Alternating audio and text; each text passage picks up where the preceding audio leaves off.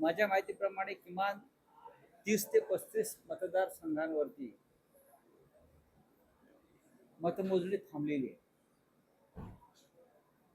आत्ताच मी ममता बॅनर्जी यांचं एक निवेदन ऐकत होतो.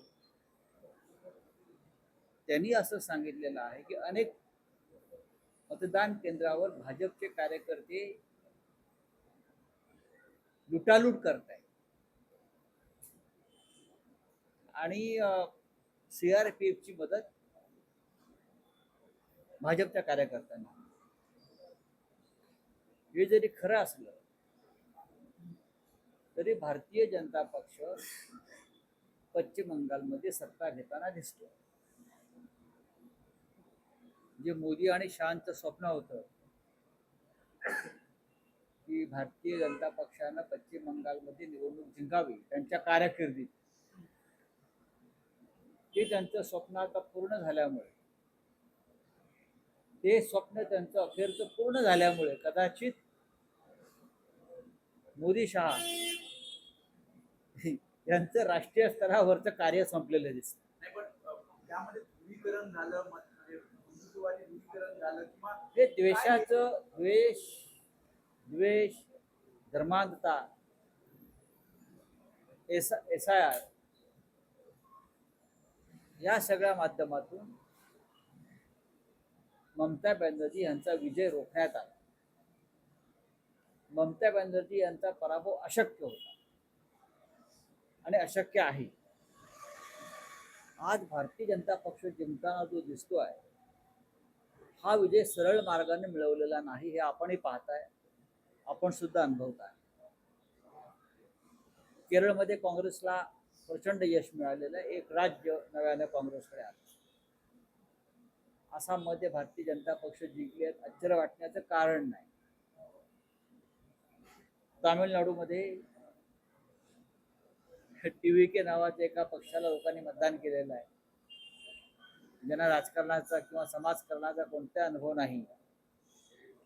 पण DMK आणि AIADMK या दोघांपेक्षा लोकांनी TVKला, म्हणजे एका अभिनेता जो आहे त्या विजय थलपती यांच्या बाजूने मतदान झाले. पण ती विधानसभा त्रिशंकू आहे, तिथे कोणालाही बहुमत मिळालेलं नाही.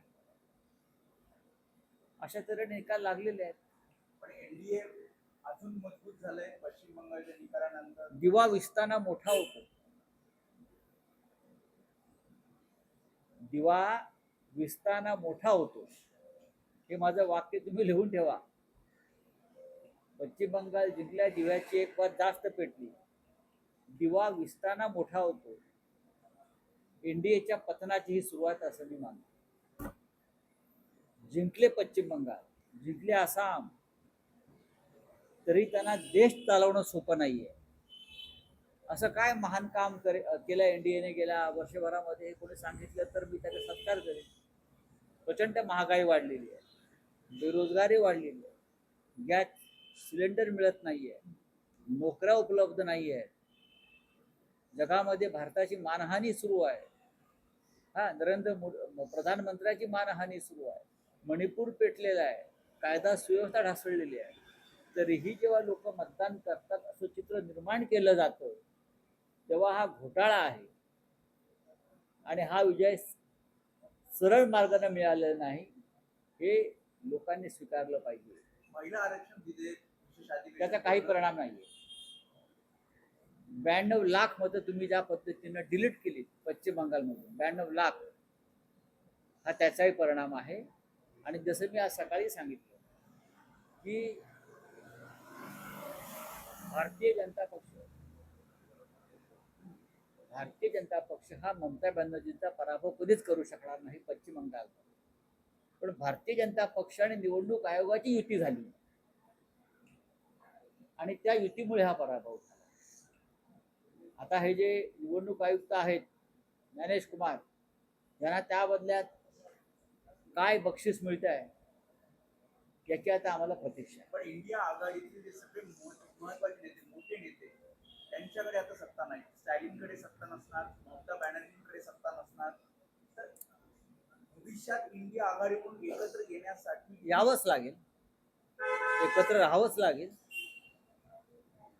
सत्ता असणे किंवा सत्ता नसणे याच्यामध्ये विरोधी पक्षाची भूमिका ठरत नाही. तुम्ही अमर्याद सत्तेचा वापर करून आमची सत्ता हिसकावून घेताय, ही हुकुमशाही आहे आणि त्याविरुद्ध लढावं लागेल. इंडिया ब्लॉकमध्ये असे अनेक पक्ष आहेत जे सत्तेत नाही आहेत. शिवसेना कुठे सत्तेत आहे, एनसीपी कुठे सत्तेत आहे, असे अनेक पक्ष आहेत. नवीन मित्र आम्हाला मिळतील, आम्ही पुन्हा लढाईला उभे राहू. बोलिए क्या है हिंदी में? नहीं तो चलिए. सर हिंदी में दो लाइन ममता जी की सर हार का सामना करना पड़ रहा है किस तरह से और किस वजह से? देखिए, मैं ममता दीदी को पहचानता हूँ. चुनाव में हारना और मन से हारना ये दो अलग बातें हैं. ममता दीदी को जिस प्रकार से हराया गया है, भारतीय जनता पार्टी पश्चिम बंगाल में कभी जीत नहीं सकती, कभी नहीं. लेकिन चुनाव आयोग और भारतीय जनता पार्टी का जो अलायंस हो गया, जिस तरह से मोदी और शाह का एक हमेशा सपना रहा कि सब कुछ जीत लिया लेकिन पश्चिम बंगाल नहीं जीत पाए, वो पश्चिम बंगाल जीतने के लिए ऐसे ऐसे हथकंडे अपनाए वो हम देख रहे हैं. 90 लाख वोटों को डिलीट कर दिया. ये आसान बात नहीं है. 90 लाख वोट चुनाव आयोग डिलीट करता है. यहाँ चुनाव आयोग लोकतंत्र का हिस्सा नहीं है. सुप्रीम कोर्ट हमारी बात सुनने को तैयार नहीं है. हाँ, प्रधानमंत्री की तो बात ही छोड़ दीजिए, तो सुनवाई होगी कहाँ? एक स्टेट जीतने के लिए आप लोगों ने सिर्फ अब मिसाइल और बंकरबंद गाड़ियां लाने के लिए सिर्फ बाकी थे, बाकी सब कुछ वहां लाया था. आपको लगता है कि एसआईआर के कारण ममता दीदी हार गई? एसआईआर भी है. एसआईआर बहुत बड़ा मुद्दा रहा वहाँ. और चुनाव आयोग की जिस तरह से चुनाव आयोग काम कर रहा था, चुनाव आयोग निष्पक्ष नहीं रहा, इसकी वजह से ममता दीदी पीछे पड़ गई है. अभी भी काउंटिंग चल रही है. लगभग 40 या 35 ठिकानों पर मतगणना रुक गई है. कुछ जगह पर लूट चल रही है, ये ममता दीदी का कहना है. देश में एनडीए मजबूत हो रहा है पश्चिम बंगाल चुनने के बाद.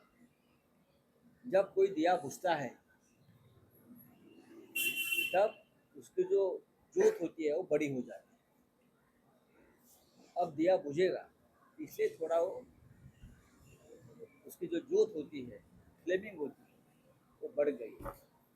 होता है राजनीति में इस प्रकार से हवा चलती है, हवा बदलती है.